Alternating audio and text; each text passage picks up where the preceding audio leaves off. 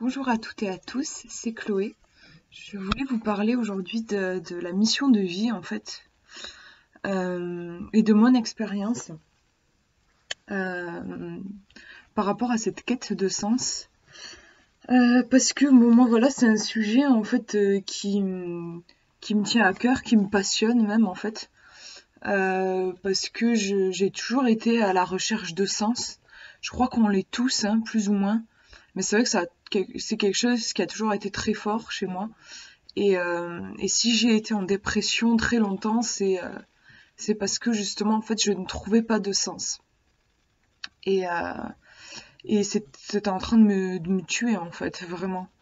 Je pense que, après, ça dépend des sensibilités de chacun, mais je pense que ne pas savoir ce qu'on fait ici, ne pas avoir de sens et faire les choses uniquement par nécessité ou par devoir, je trouve que franchement, c'est l'enfer, quoi. Et, euh,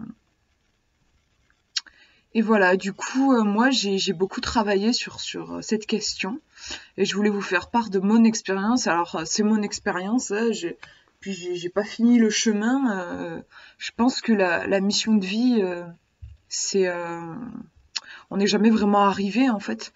Je pense que c'est une quête de toute une vie. Donc, je suis pas au bout, mais je voulais juste vous faire part de mon parcours.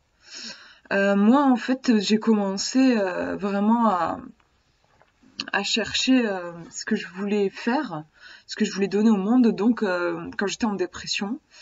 Donc la dépression, c'est vraiment en fait la perte de goût, la perte d'envie.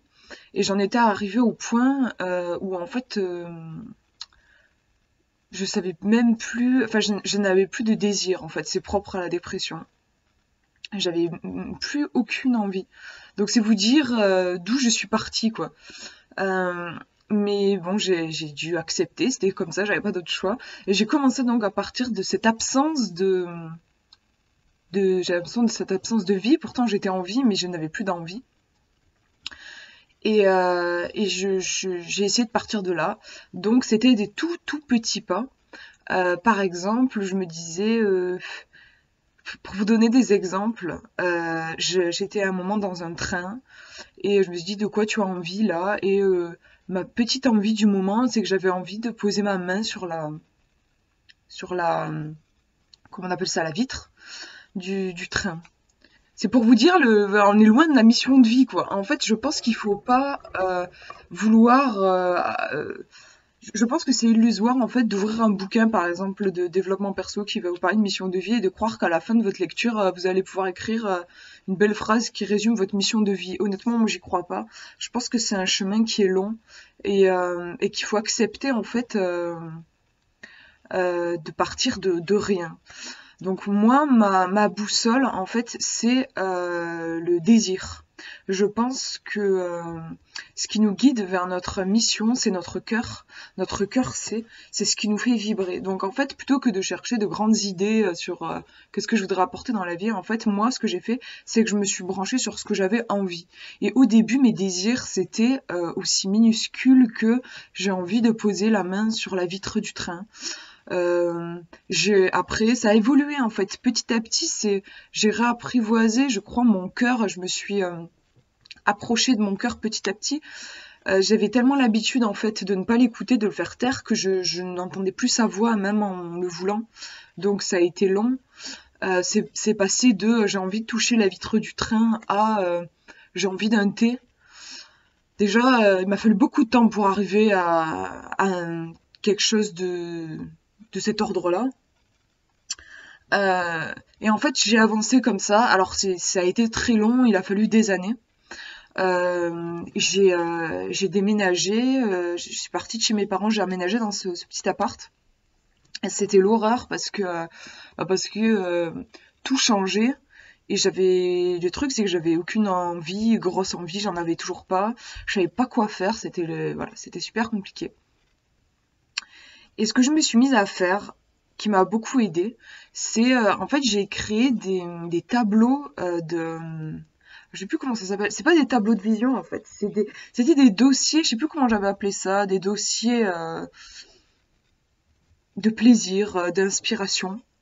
En fait, je prenais des petites pochettes et je feuilletais les magazines qu'on reçoit par la poste. Et je découpais, en fait, je regardais et dès qu'il y a quelque chose qui me plaisait, je le découpais et je le mettais dans la pochette. Le but, en fait, c'était simplement de me reconnecter encore une fois à ce qui me faisait plaisir. Au début, je feuilletais, il y avait rien qui, je sais pas, j'attendais le moment où il y a quelque chose dans mon cœur, j'allais sentir que ça me plaisait. Et franchement, je me tapais un gros magazine et je trouvais une image et franchement, c'était pas la folie quand je tombais dessus. Enfin bon, mais je la mettais. Et en fait, petit à petit, je me suis mise à vraiment apprivoiser là aussi, à sentir qu'il y avait des choses qui me plaisaient vraiment. Euh, L'intensité de l'émotion était plus forte et il y avait plus de choses qui m'inspiraient. Des fois c'était des objets, des fois c'était des couleurs, des fois c'était des textures, des fois c'était des ambiances. En fait, j'ai affiné ma sensibilité. C'est comme ça que petit à petit je me suis approchée en fait. Et mais c'était vraiment en allant voilà, d'étape en étape. Et petit à petit, c'est comme ça que je me suis approchée de plus en plus de mes envies personnelles et que j'ai commencé notamment à m'approcher du domaine de la voyance, de la divination. Je me suis rendu compte que ça vibrait, que ça me plaisait à cet endroit-là.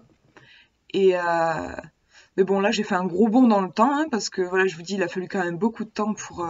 C'est des petits pas. En fait, moi, je pense vraiment que approcher sa mission de vie, c'est des petits pas, et c'est pas voir trop loin. C'est voir juste dans le présent de quoi j'ai envie. À un moment donné, je me suis rendu compte que à un moment dans ma vie où je me sentais prête à, j'avais plus envie juste de poser la main sur le train, j'avais envie, par exemple, de m'acheter un jeu de cartes de divination et d'apprendre la divination. Bon, bah j'en étais là à ce moment-là. Je me suis pas dit, ah ça y est, ma mission de vie c'est de tirer les cartes. Non, je me suis juste dit, ok, j'ai envie de faire ça, ben je le fais. Du coup, je suis allée me prendre un jeu de cartes. Voilà, j'ai commencé à apprendre. Et c'est comme ça que en fait, c'est comme si je montais des marches, quoi, petit à petit. C'était des envies de plus en plus fortes. Et je me suis dit, à un moment, je me suis dit, bah, je fais des tirages pour moi et mon copain, ça fait 2 ans. Si je faisais des tirages pour d'autres gens, si j'essayais. Bon, je vous cache pas, j'avais une trouille monstre, c'était très dur, mais j'ai franchi le pas parce que j'avais cette envie-là et, euh, et j'y suis allée et ça a super bien marché.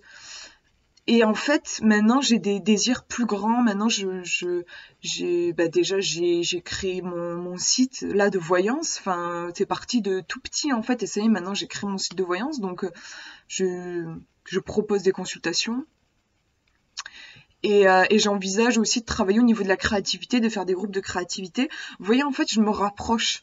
Là, je commence à sentir ma mission de vie. Je sens que je touche à quelque chose là qui est propre à ma mission de vie. Comme je disais dans une vidéo, je pense que ma mission est en rapport avec l'invisible, avec le merveilleux, avec l'inutile, entre guillemets, en fait, l'art aussi. Ce qui ne paraît pas essentiel à beaucoup de gens, pour moi en fait ça l'est et je crois profondément que ça l'est en fait.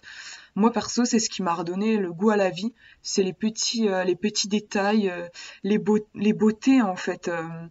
Euh, je sais pas, le fait par exemple si vous faites un gâteau comme ça, vous le mettez dans un moule et c'est terminé. C'est pas du tout pareil que si vous le décorez avec de jolies perles en sucre, si vous faites tout un univers, vous décorez la table autour d'un univers. Pourtant c'est le même gâteau, mais je vous assure que d'une certaine façon il a pas le même goût en fait. Et moi je sens au fur et à mesure des années que c'est par là que se trouve ma mission d'âme. Et voilà, en fait, je lisais là Alice au pays des merveilles il y a pas très longtemps et j'ai trouvé très intéressant le chemin de cette petite fille qui ne se reconnaît pas dans le monde normal entre guillemets. En fait, je crois que c'est sa sœur qui lui lit un bouquin. Il n'y a pas d'image, il n'y a pas de dialogue. Enfin, elle trouve ça trop chiant en fait. Et elle voit un lapin qui passe et elle suit ce lapin. Et ce lapin, bon voilà, comme tout le monde le sait, il va l'emmener dans un trou, enfin il va plonger dans un trou, elle va plonger avec lui et elle va trouver le pays des merveilles. Bon, on peut y mettre beaucoup de symbolique, hein, je pense que chacun peut y voir ce qu'il veut, mais moi j'aime bien voir le lapin comme en fait cet élan du cœur, cette intuition, ce plaisir. Euh, et je me disais, je sais pas si je le ferai, mais je me disais un jour ça serait drôle que j'écrive un petit bouquin, un petit livret que j'appellerais l'art de suivre le lapin blanc. Parce que moi, c'est ce que j'ai fait en fait. Et c'est ce que moi, c'est ma façon de faire pour approcher ma mission de vie.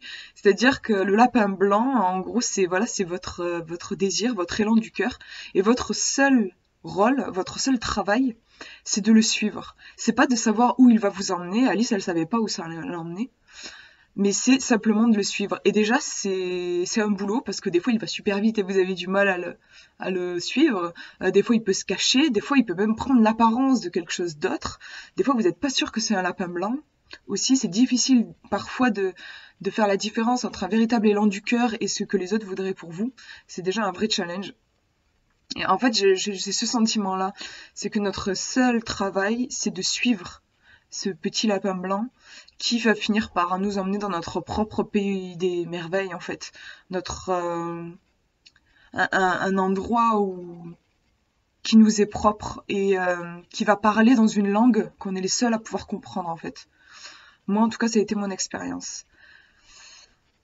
Voilà, du coup, sur ce que je voulais vous partager, je pense que je ferai, enfin, c'est sûr, même, je ferai des vidéos sur quelques bouquins que j'ai lus sur la mission de vie, ou en tout cas qui s'en approchent, qui m'ont aidé aussi quand même dans cette démarche, même si en vrai, vous n'avez pas besoin de livres ou de vidéos, de quoi que ce soit.